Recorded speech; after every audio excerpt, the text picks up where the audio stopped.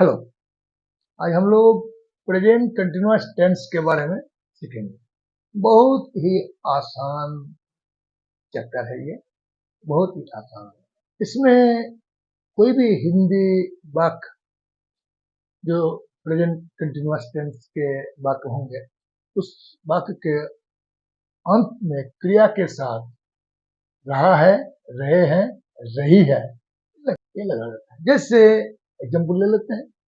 जैसे करीम विद्यालय जा रहा है, शिक्षक हमें वर्ग में पढ़ा रहे हैं, सीता एक गाना गा रही है, मेरी माँ मुझे डांट रही है, मेरे पिताजी मुझे प्यार कर रहे हैं। ये रहा है, रहे हैं, रही है, ये जो चिन्ह रहता है, ऐसे सेंटेंस को हम लोग निश्चित कर लेते हैं कि ये प्रेजेंट कंटिन्यूअस टेंस के वाक्य है।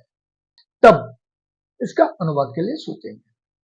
अनुवाद करने के पहले रूल्स जान ले। जैसे सब्जेक्ट के साथ 3 ऑक्सिलरी वर्ब, देखिए ऑक्सिलरी वर्ब लिखा हुआ है AUX संक्षेप में, एक ऑक्सिलरी वर्ब AUX संक्षेप में ऑक्सिलरी वर्ब, तो एम आर इज, ये तीनों ऑक्सिलरी वर्ब होता है। Person wise singular person number के अनुसार किसी में एम, किसी में आर, किसी में इज होता है, वो हम दिखाए हैं, बाद में बता रहे हैं। और उसके बाद वर्ब फोर मतलब ये प्रिंसिपल वर्ब है, वर्ब फोर, तो वर्ब फोर मतलब वर्ब प्लस आईएनजी। उसके बाद ऑब्जेक्ट, उसके बाद कुछ भी रह सकता है। यहां तक अगर हम सही कर लेते हैं तो सेंटेंस गलत नहीं होगा। अब auxiliary verb am are is किसके साथ एम, किसके साथ आर और किसके साथ इज, ये भी जानना आवश्यक है। जैसे हम लोग देख रहे हैं सिंगुलर नंबर, प्लूरल नंबर हम लोग देख लेते हैं। जैसे first person I am going, देखिए वर्ब फोर मतलब verb plus ING, am use किया गया, ये एम फर्स्ट पर्सन सिंगुलर के साथ एम लगता है। फिर सेकंड पर्सन सिंगुलर में यू आर गोइंग, इसमें आर लगता है। देखिए सेकंड पर्सन में ये आर, और थर्ड पर्सन सिंगुलर नंबर में देखिए इज लगता है, is. Third person singular number में फर्स्ट पर्सन सिंगुलर आर लगता है, और थर्ड पर्सन सिंगुलर सब्जेक्ट के साथ is, he is going, she is going, it is going. तो ये अलग इसलिए दिखा दिया है कि आप लोगों को समझने में दिक्कत ना हो। तो he is going, she is going सब सिंगुलर है इस ढंग से। तो एम आर इज हम लोग देख लिए, फर्स्ट पर्सन सिंगुलर में am, second person singular number में आर, और थर्ड पर्सन सिंगुलर नंबर में is plus verb plus ING यानी वर्ब फोर, गोइंग गोइंग। तो I am going, you are going, he is going, she is going, it is going. हम एक ही verb को लेकर दिखाना उचित समझते हैं क्योंकि आप लोगों को समझ में आ जाए। अब प्लूरल में आते हैं। जैसे ये सिंगुलर था, ये सब प्लूरल है, ये तीनों प्लूरल है। तो क्या करेंगे प्लूरल में? वी आर गोइंग, देखिए वी के साथ फर्स्ट पर्सन प्लूरल आर लगा है, सेकंड पर्सन प्लूरल इसके साथ भी आर लगा है, you are going. Third person plural इसके साथ भी आर, अर्थात प्लूरल सबके साथ आर लगता है। बहुत आसान है, प्लूरल में सबके साथ यही आर यूज किया जाता है। आर का यूज बहुत महत्वपूर्ण है। फर्स्ट पर्सन सिंगुलर नंबर हमको याद रखना है कि एम लगता है, और थर्ड पर्सन सिंगुलर नंबर में इज लगता है, बाकी सब में आ जाता है। आप लोग जानकर रखिए, ऐसे ही याद रखिए कि first person, second person, third person am are is, और प्लूरल सब में आर, ये भी रख सकते हैं। तो इस ढंग से हम लोग जान लिए कि सब्जेक्ट के साथ auxiliary verb am are is लगता है, और उसके साथ वर्ब फोर यानी वर्ब प्लस आईएनजी। ये रूल्स के बारे में मैंने बताया, वो तो आसान है, आप लोग ये सब जानते हैं। एक एग्जांपल ले लेते हैं। जैसे हम देखेंगे, जैसे एक नंबर एग्जांपल, शिक्षक हमें आज हिंदी पढ़ा रहे हैं। इसमें देखिए रहे हैं, ये आपका प्रेजेंट कंटिन्यूअस टेंस का चिन्ह है रहे, पढ़ा रहे हैं, ये वर्ब प्लस माने क्रिया प्लस रहे हैं। तो ये जो रहे हैं आ गया तो हम लोग जान गए कि ये प्रेजेंट कंटिन्यूअस टेंस का सेंटेंस है। जब हम समझ जाते हैं कि प्रेजेंट कंटिन्यूअस टेंस का सेंटेंस है, तब हम लोग को इस सेंटेंस को इस वुड के रूप में यानी SVOOT इस रूप में सजाना होगा, सजा लेंगे इस दिन से। जैसे S for subject, V for verb, O for object, O for other, T for time, ये होता है।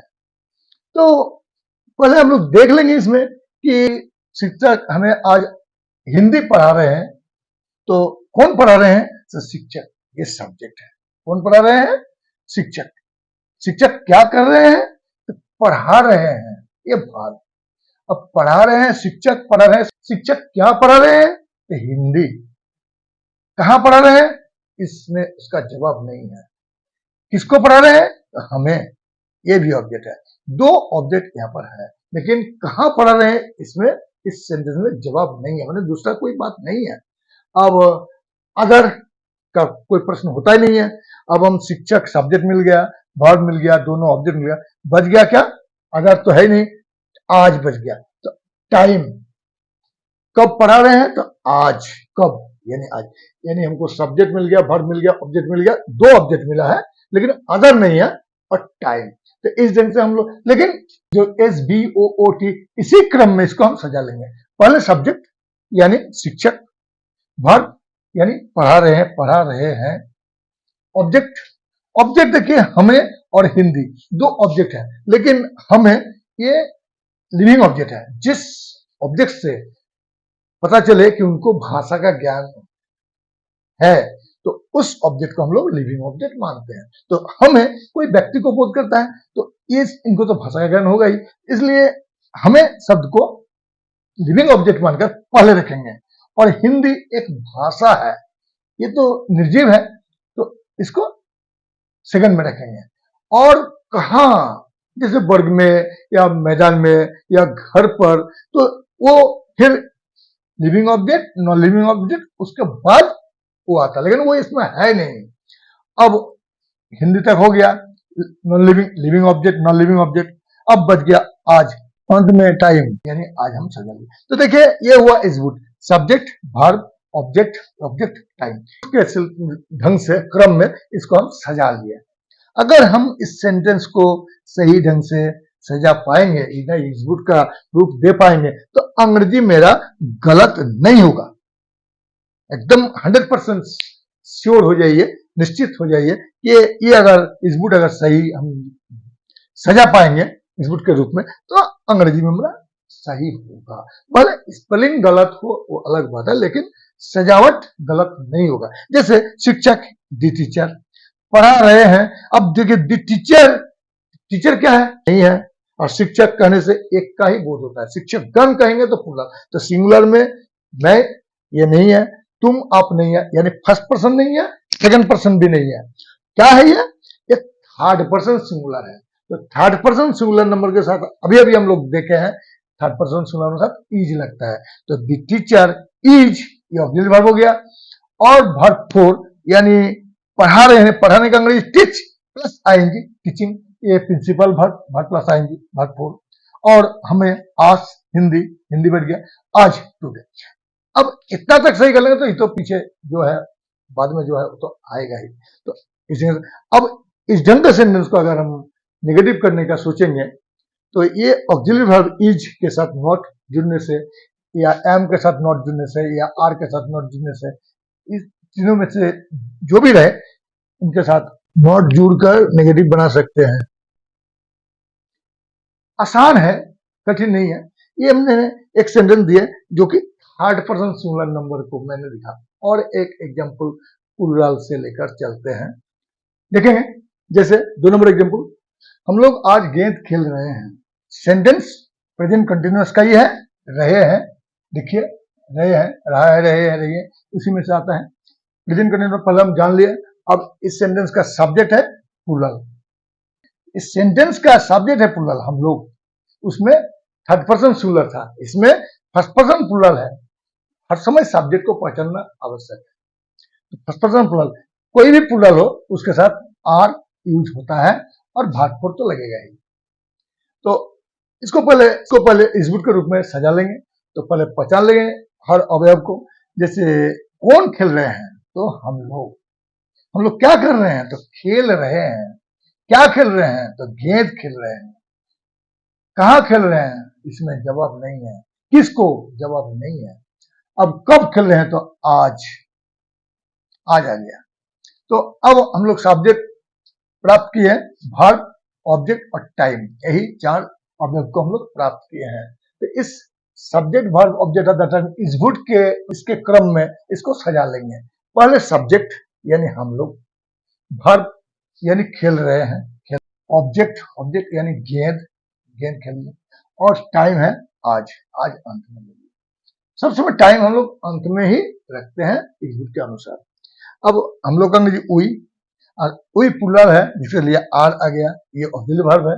उसके बाद खेल रहे हैं का मतलब play plus ING verb four, तो प्लेइंग ये वर्ब फोर है, प्रिंसिपल वर्ब।